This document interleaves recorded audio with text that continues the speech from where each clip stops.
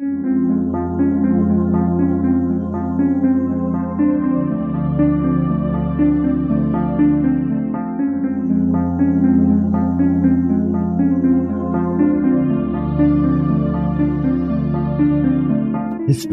tells the story of the world and of our lives.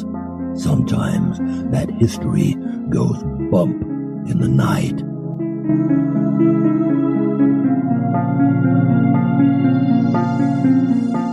Broadcasting from the center of Oddity and the supernatural in Central Florida, it's the History Goes Bump podcast. Hello, you spooktacular people. Welcome to this 314th episode of the History Goes Bump podcast, Ghost Tours for the Theater of the Mind. I am your host, Diane. On this episode, we're going to be looking at some locations that one doesn't normally think of when it comes to haunted places, and that's churches. And I wanted to focus on one area, and that's York. So on this episode, we're going to talk about the haunted churches of York. But before we get into that, I want to welcome into the spooktacular crew Mandy, Amy, Jennifer, Whitney, Rachel, Dally, Barb, and Jackie with a Y. And that's a lot of names that end in Y. Welcome, everybody. And now, this moment in Oddity.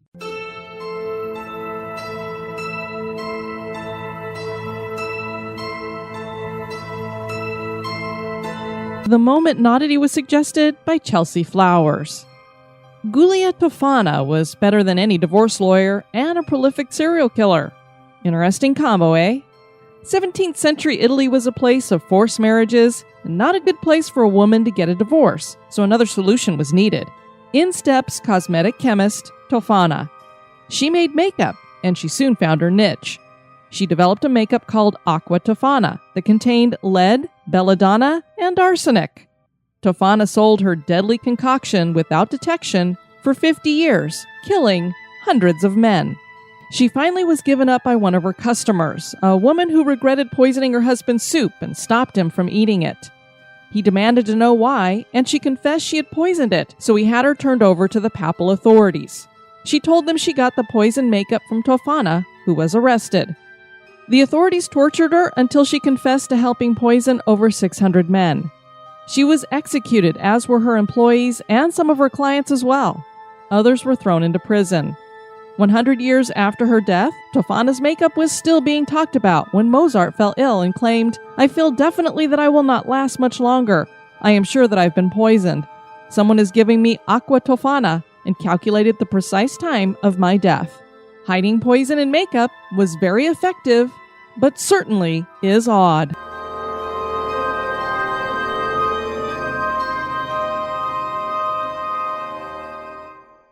This history podcast is haunted. And now, this month in history.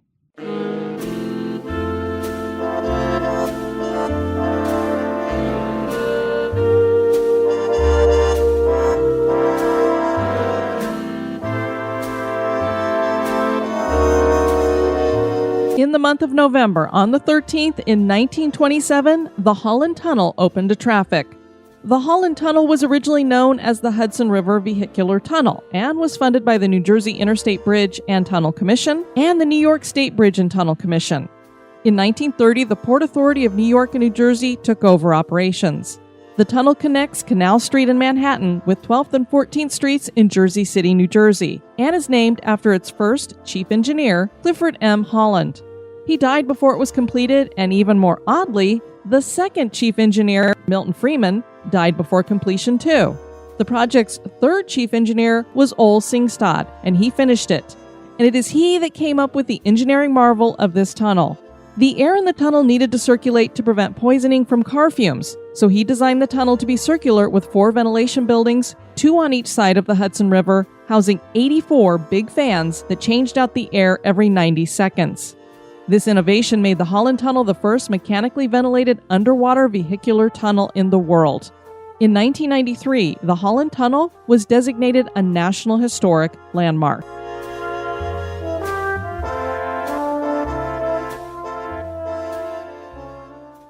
York, England is a place full of haunted locations with a vast history stretching back centuries. There are those who claim that York is the most haunted city in the world. On this episode, I'm going to focus on the haunted churches that are found in York.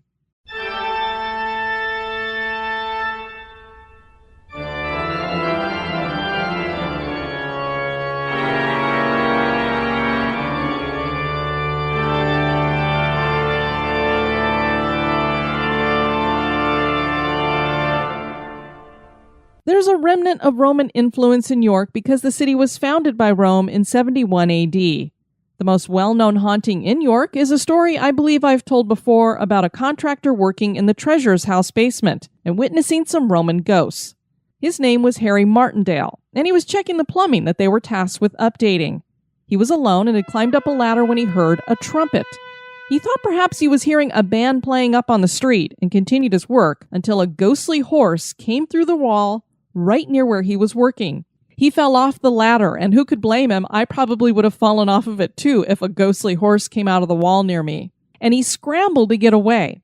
He saw a whole legion of Roman soldiers walking in formation and carrying shields, and they all came out of this wall behind the horse. He watched as these soldiers came through the room and walked all the way across to the other wall. And he noticed that he couldn't see the bottom of their legs. It was like they were walking through the floor about shin level. He takes off to tell his foreman what he has seen.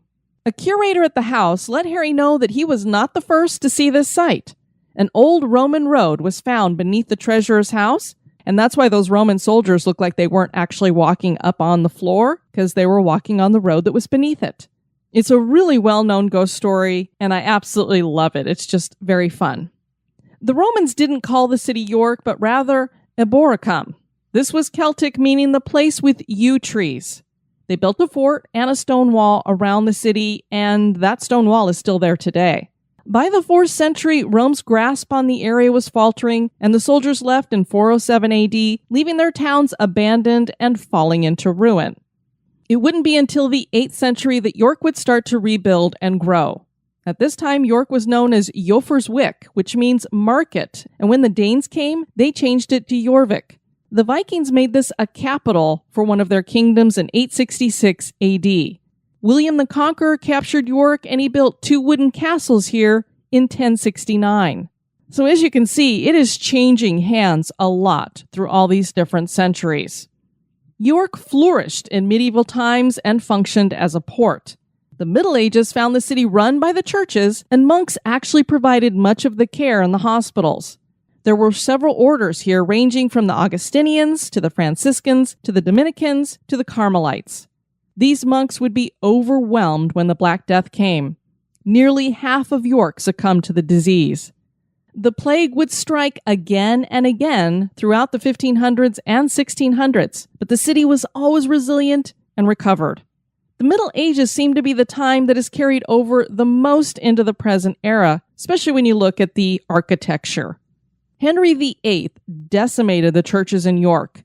In 1538, he closed the priories and friaries, and the parish church numbers were cut in half. And he didn't just shut down the churches, he destroyed a lot of them. Despite this, the churches made a comeback, and many still stand today and are well known. And several of them are reputedly haunted. Church. This is a place of worship, a place of peace. There's a silent reverence in a church. But sometimes a church is not a place of peace or silence, even in the wee hours of the morning.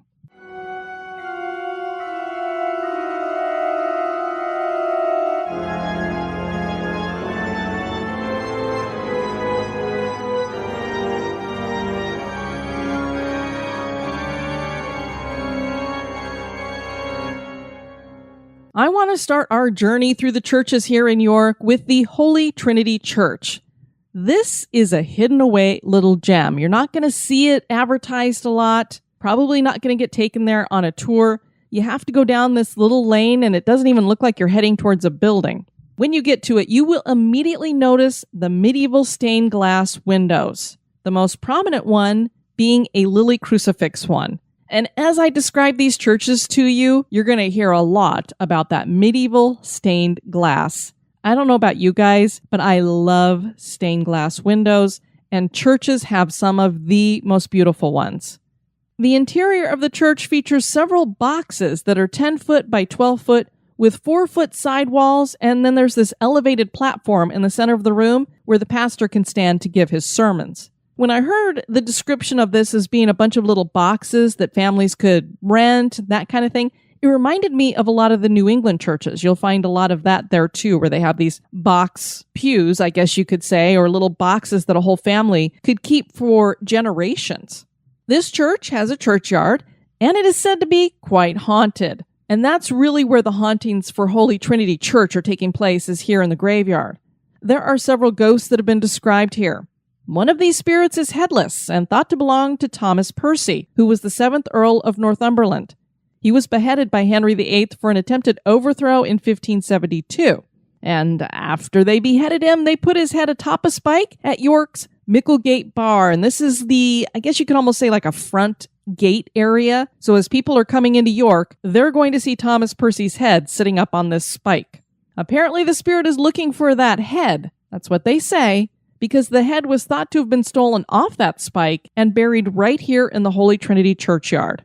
I have no proof of that, but they see this headless ghost in the churchyard, and that's who they assume it must be. The other ghosts here are female in nature. One belongs to a medieval woman who was buried here with her husband.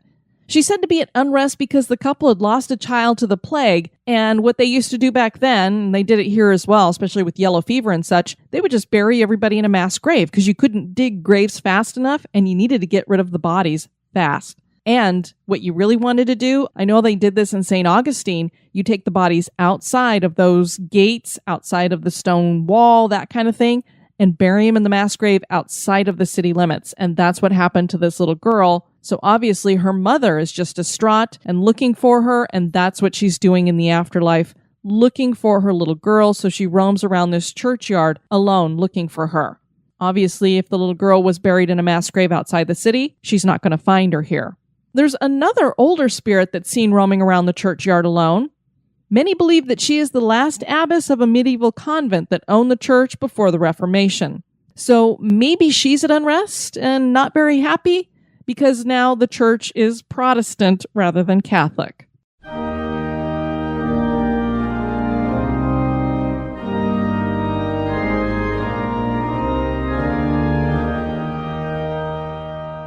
The next church I want to look at is St. Olaf's Church, and every time I say that name, St. Olaf's, I think of Rose from the Golden Girls, my favorite Golden Girl, so great name for a church. And it was named that because it was dedicated to St. Olaf, who is the patron saint of Norway. And it was built originally in what they believe is 1055 AD. A lot of these churches were built in that era, and so I'll be saying a lot, it was originally this, but they were torn down, destroyed, rebuilt. You're going to hear that a lot as well. And this church was rebuilt in the 15th century. This seems to be the golden era of restoring the churches, rebuilding the churches, getting them more set up, is this 15th century. Despite having several renovations over the centuries, it still mostly looks like it's out of the 15th century. St. Olaf's has a castle-like look to it with a taller square tower and these really cool spires on all the corners. So the square tower has these spires going up from it, and then the corners of the church have them as well. And then there's like a couple in the middle too. And it just really says to me, Norway. It's something you would kind of see on a stave church or something, I would think. The church really is charming, and even better, it's home to a couple of ghosts that seem to come as a pair. This pair is a woman and a young boy, and they are seen wearing black as though in mourning, sitting in the back of the church. They sit quietly, although the boy is crying while the woman comforts him. Are they replaying a scene from a funeral in the past? The two always disappear after being in view for a couple of minutes. And I always find myself asking this question when it comes to spirits. We hear over and over again that when a spirit is seen, all of a sudden it disappears. It's almost like they lose their magic or their power to show themselves once they're seen. Is it our eyes that take it away from them? How does that work? Or are they just so shocked that they've been seen that they lose whatever concentration or focus they need to manifest like they do? These are questions I would love to sit down with a ghost and ask them, but I don't know that I'll ever get them to answer those specific questions. But you know what? I think I'm going to start writing these questions down so that when we're having like spirit box sessions or getting the dowsing rods out, that we can maybe ask a yes or no question that would go along those lines, ask in an EVP session, something, and see if we can get some answers to these questions, because these are the things I really want to know. I mean, it's nice to ask them their names, but I also want to know, can you manifest? How do you manifest? Why don't all ghosts manifest? And why do you disappear after you've manifested when you're seen? Now we're going to move on to the Church of All Saints. And this isn't just one church. There are actually two churches with this name. So we're going to look at both of them right now. So we have two Church of All Saints, and one is located on North Street and the other on Pavement. The North Street location was built sometime in the 1340s and has a wonderful soaring spire and 15th century roof. There's that 15th century again. Several of the windows have medieval stained glass, which is said to only be overshadowed by the glass at York Minster, and we'll be talking about that a little later. These stained glass windows feature saints, the 9 orders of angels, and the corporal acts of mercy. The interior features these magnificent arches, and the carved pulpit dates to 1675. There's a really cool pipe organ here as well. A lot of these churches have pipe organs, and I'm trying to describe the interior of these the best I can, but you guys probably know it is so hard to describe something that is just gorgeous to your eyes. So I'll try to grab some pictures off of the internet and put them up on Instagram and such for you guys so you can see what the inside of these places look like. At the west end of the building, an anchorite building was built in the 15th century with an opening in the wall so that Emma Rotten could observe and hear the Mass being said. Emma Rotten was a British anchoress in the 15th century who apparently had regular visions of the Blessed Virgin Mary. There's a ghost here said to be a gentle elderly specter wearing a dress from the time of World War II. She seems to be residual in nature and comes in and out of the railed garden. She doesn't interact with anybody, and obviously she comes from a later period of time, so it does make you wonder if she was killed during the war somewhere in this area. The location on Pavement dates from the 14th century and has undergone many changes through the years. The chancel was demolished in 1780, with the east end being rebuilt at that time, but it wouldn't be until 1834 that the rest would be rebuilt. A vestry was added in 1850, and the stained glass in the east window was installed in 1887.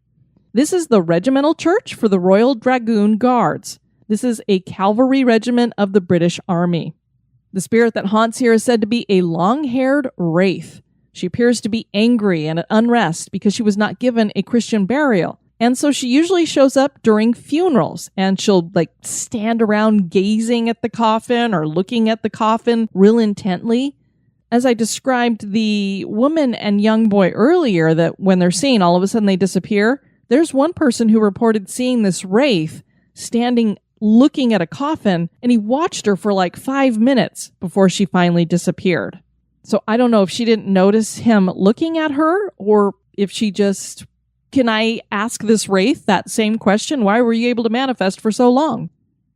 Now let's head over to the Church of St. Crux, although that's going to be kind of hard because, sadly, this church no longer stands, but its church hall still remains in the shambles. The church was demolished in 1887 after it was deemed unsafe, and then for some reason it was never rebuilt. A lot of these churches were destroyed or torn down or falling apart, and they were rebuilt, but this one was not. When it stood, it had an Italianate tower that Francis Drake described as a handsome new steeple of brick coined with stone. The Victorians found the tower unsightly and didn't bother to fix the cupola on top that had collapsed, and then the rest of the church just fell into ruin. The church hall features displays about the former church. One of the spirits that was seen in the church before it was destroyed belonged to a tall man who would peer out of the window. People would wave to him, and he seemed to take no notice of them, as though he couldn't see them. People began to believe that he was a ghost, and when the verger offered to unlock the church so people could investigate, no one volunteered. There are several female spirits connected to the former church. One is seen walking from the side of the church to Spen Lane, and she is usually wearing a long, nondescript gown, so historians are unable to place her to a time period. Another female ghost is seen wearing a shawl and walking to Foss Bridge from the church site. Some claim these women are the same person, but they do seem to wear different dresses, and they both always vanish. There's another woman spirit that was connected to the Waits of York. This group no longer exists, but for centuries they were basically the neighborhood watch here. They were a group of 4 men, the size and shape of your typical bouncer, and they walked the streets around the Church of St. Crux. They wore scarlet uniforms so they were easily seen, and they kept an eye out for criminal behavior and watched the weather, announcing in the morning what people could expect for the day. The group eventually went away because what had been high pay at one time became a pittance after inflation hit, and no one was willing to risk themselves for that. There was a female spirit that seemed to attach herself to the Waits. She would appear whenever they would start to sing to pass their time on the street. She would come out of the churchyard at St. Crux.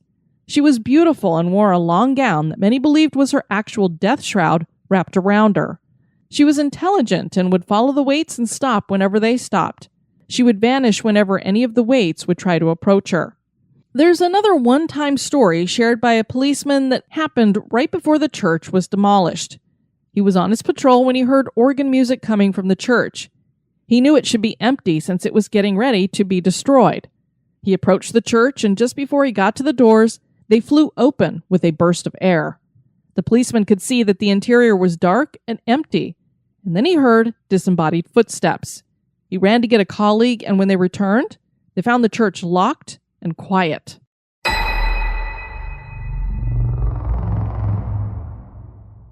Next, we have the Church of St. Saviour.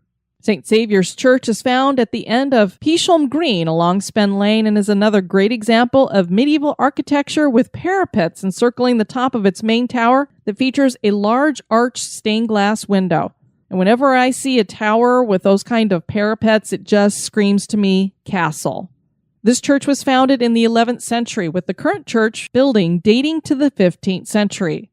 The vestry was added in 1878, and a little before that, the roofs were painted a light buff and highlighted with gold, crimson, and blue. The building is today used by the York Archaeological Trust. There's a gray lady at this location who is seen often wearing clothes dating to the late 18th century. The legend about her claims that she appears coming out of the church at midnight and walks along the length of the structure and waits when she gets to the end as though she's expecting someone to arrive. She even paces at times, but disappears before the clock strikes 1 a.m. A story that is probably ghost lore claims a man asked to be locked into the church overnight so that he could see where the gray lady originated from. When the vicar came to let him out the next morning, he found the man scared witless on the roof talking gibberish to himself. Another version claims the man was dead, as though he'd been scared to death. There's another spirit here, and it's said that it belongs to a Viking. He is seen wearing a shirt of iron mail and a helmet, carrying a sword. It is thought the Viking was executed at this church or somewhere in this vicinity, and that is why he's haunting it. St. Mary's Abbey. This is another place that no longer exists, but there are still some ruins left behind by the former Benedictine Abbey. These ruins include a gatehouse and part of the church abbey. The site is now home to the York Museum Gardens, and it's a big-time tourist attraction in York. The first building on this land was built in 1055 AD, and through the years, the abbey grew to become the richest in northern England. Abbeys were major landowners, and St. Mary's was the biggest. They eventually built the Abbot House, now known as King's Manor, on the property, which still exists today, and this would play host to kings and queens. This abbey was dedicated to St. Olaf of Norway and rededicated in 1088 AD to the Virgin Mary, and thus the name St. Mary's. A fun fact is that the abbot from St. Mary's is the nemesis of Robin Hood in those stories. The power and reign of St. Mary's would end when Henry VIII shut down the Catholic Church, and he had the place closed and demolished. There were 30 abbots in all through the years at St. Mary's, and this position gave them a seat on Parliament. It's one of the reasons why King Henry didn't want these abbots around anymore, too much political power. One of these abbots is known today as the Black Abbot, and he makes appearances among the ruins as a phantom wearing a black robe. Pretty creepy. Of course, keep in mind that a lot of the priests and monks of that time would have been wearing robes. So, is it just this Black Abbot, or is it someone else? And I believe I was listening to the most recent episode of Knock Once for Yes, and they were talking to an author on there, and she had wondered, when you see these spirits that look like they're these shadowy figures in a robe, if it's not actually something wearing a robe, like a priest or a monk or something like that, but rather this is the only way that a spirit can manifest, and it just looks like it's wearing a robe because it can't define itself more. Who knows? St. Mary's Church. This is not to be confused with the aforementioned St. Mary's Abbey. This is a church. It's very different, and it's found along Castlegate. This church dates to around 1020 with the original Saxon stonework still as part of the body of the church today. Most of the updates were done during medieval times, and the steeple is the tallest you will find in York. The church was deconsecrated in 1958, and between 1975 and 2001 was a heritage center. This opened as a contemporary art venue in 2004. And it's really beautiful inside. It's got the medieval stained glass. It's a wonderful location to put an art center into or to display a lot of artwork. I think their most recent one is featuring a bunch of the works of Van Gogh. So it'd be really cool to see them inside of this church. One thing that has remained the same is the churchyard, and it plays host to a killer whose specter hangs around the graveyard. This killer was Walter Calverley. He had a good background, being born into a wealthy family of farmers in the 16th century. He did well for himself by marrying an heiress in 1599. But Walter had an issue with money. He ran up huge debts, and it got so bad that he ended up in court and then jail a few times. His mother wrote him out of her will and made sure the inheritance would go to her 3 grandchildren, with Walter's wife as the trustee. Clearly, she didn't trust him with the money, and this seemed to set Walter off. He came home from a long walk and found his oldest son playing in the hall. He stabbed the boy to death and then went to his wife's bedroom and stabbed her. He then found his middle son and slit his throat. A maid stumbled upon the scene, and Walter attacked her. Her screams brought some male servants to her aid, and Walter jumped on a horse and rode off. One of the servants guessed that Walter was heading to the home of the wet nurse where his youngest child was, and he hopped on a horse in pursuit, hoping to save the baby. This sounds like an amazing movie as the nurse sees Walter coming with a knife and bars the door. The servant arrives and fights with Walter as he calls for villagers to help him, and they all succeed in overpowering Walter. Walter was sentenced to die, and he was executed. His wife actually survived the attack and went on to marry again and have more children. Parish records for the church indicate that Walter was buried here in the churchyard, but it is thought that the bones were moved to a tomb at Calverley. That's where his family was all buried, so eventually they moved his bones to the family tomb. And that's why his spirit is thought to be at unrest. It's looking for his body. It's like the spirit was wandering around at the same time that they were taking his bones, I guess, and was like, wait a minute, where'd my body go? I don't know how that works, but perhaps that's why he seems to be a little upset. I would probably lean more to the fact that he killed 2 of his children and almost killed his wife. Maybe he's feeling a little bit of regret in the afterlife. The full-bodied apparition has been seen wandering through the churchyard, searching for something in vain. And I saved the finest, most beautiful, gorgeous church that you will find in York for last, and this is York Minster. Probably the most well-known church that's here in York. York Minster was not the first church here. There have been many through the decades. The first was probably built in 627 AD out of wood and eventually replaced with a stone structure. This fell into disrepair and was restored in 670. Fire destroyed it in 741, and it was rebuilt as a bigger stone structure. This was attacked and destroyed through the years until the one that you see today that survives. This was begun in 1220 AD. York Minster is Northern Europe's oldest Gothic cathedral and borders one side of the city while Clifford's Tower borders the other. This is another really haunted location in York. I believe a bunch of Jewish people had gone here seeking refuge or something, and they ended up committing mass suicide or something. I'm not sure on the whole story there, but I know that's a really haunted location. We'll probably get into it in the future when we do some of these other haunted places in York. I cannot begin to put into words the beauty of this building. It was made from handcrafted masonry stones, medieval stained glass, and features architectural wonders. One of these is the old mason's loft and roof of the chapter house. A revolutionary engineering technique was used by 13th century masons to create the wooden carpentry here with timber that today is over 1,000 years old. Stone-cut designs and statuary are everywhere on this building, which is made from magnesium limestone that was quarried from Tadcaster, and it has this creamy white hue to it. The statuary is some of the finest Gothic sculpture in the country and features angels, animals, grotesques, and human heads, with no two of them being alike. Purbeck marble was added to the piers of the chapter house. The Gothic design is based on a cruciform plan featuring an octagonal chapter house attached to the north transept and 3 towers, with one set centrally and the other 2 at the west front. The minster is dedicated to St. Peter and is the seat of the Archbishop of York. The stained glass windows feature a rose window on the south transept, a heart-shaped design on the west window, and the Five Sisters window, with each lancet measuring over 53 feet and 5 feet wide. Patterned marble was added to the floors in the 1700s. Fires have continued to ravage the building, with the most recent in 1984. A broad renovation project was started in 2007 and was completed in 2018. So now would be a great time to visit because you'd see it all freshly done. This is one of the more haunted sites and always manages to make it on a top 10 haunted York sites list. The carved stone I mentioned is part of one of our ghost stories. Stonemasons have to make repairs often to the stone because of the elements, and they were doing this in 1964. A female tourist in York stopped to watch them for a bit and was approached by a man who asked if she liked the stonework. The man looked straggly, but the woman was polite and told him that she did.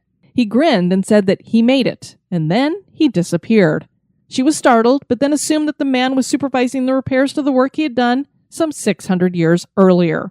One of the other spirits here is thought to belong to a parishioner who was named Dean Gale, and he is seen sitting and listening to sermons before he disappears into thin air. Gale had been the head of the Minster chapter in the late 17th century. He was highly respected and never missed a service, always sitting in the same seat. He died in 1702 and was buried in a tomb in the Minster. And apparently his spirit has decided to stay and still sits in that same seat all the time.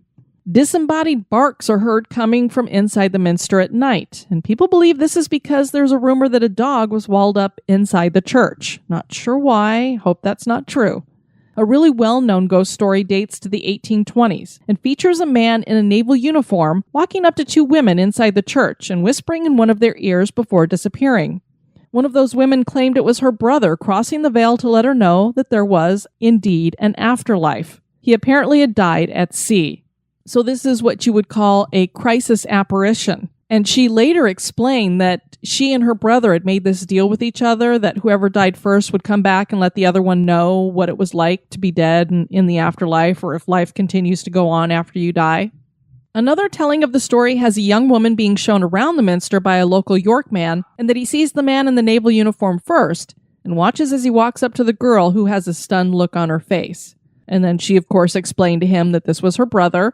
She had no idea that he was dead, that he had been out at sea, and that he was just coming back to let her know that there was an afterlife. And apparently they did find out a couple days later that he had died in an accident out on a ship. There are 2 things that I really love in Britain, and those are its castles and its churches. They feed my love of architecture, and the fact that they have witnessed so much history makes them even better. It's not surprising that these older churches would host ghosts. Many of these spirits seem to be looking for something. That seems like a hard thing to be locked into for the afterlife. A constant searching. Are these churches haunted? That is for you to decide. And I wanted to let you guys know that several of those stories I got from the book Haunted York, which was written by Rupert Matthews in 2009. And if I ever make it to Britain, I certainly plan on checking out its churches. Want to encourage you guys to check out the website at historygoesbump.com. And if you'd like to send me some feedback, you can do that at historygoesbump@gmail.com. Make sure you keep an eye on all of the social media, and especially up on the website on the events pages. I'm going to start putting up the events that we'll be doing in 2020. We have several investigations and a couple of live shows, and I would love to have you guys join me for those. Definitely mark your calendars, April 25th and 26th. Come to Louisville, Kentucky. Not only will you get to see me in a live show there, but we're going to do an investigation at Waverly Hills Sanatorium. Would love to have you join me for that. I wanted to thank Jody for her email. She used to live in St. Augustine and said that she'd had a few experiences there. And I said, hey, would you be willing to share one of those with me? And she said, I have so many personal experiences from living there. They range from kind of funny to downright scary. My favorite haunting there is the cat that haunts the upstairs of Mian's restaurant. It finds me every time I'm there and says hello with some head bonks on my leg. When I look down, I see that there's nothing there. Very cool story. I always love to hear about animal spirits. And if I'm ever eating at Meehan's, I'm going to see if possibly I can find a little ghost kitty there. I want to thank you guys for tuning into this episode. I've been your host, Diane. You take care now. Bye-bye. This episode is brought to you by our executive producers. Dispatches from the Grave Digger. Want to welcome into the cemetery Mandy O'Rourke and Summer. Both of you ladies are going to be buried in chest tombs. Thank you so much for your support. And don't forget, if you support the show, make sure I have your current mailing address. Either check it at Patreon or send it to me if you give via PayPal. That way I can get you correctly on the Christmas mailing list. Be sociable. Drop the chain rattling, neck biting, and shape shifting. And join us on Facebook and Twitter at History Goes Bump. Like the page and follow.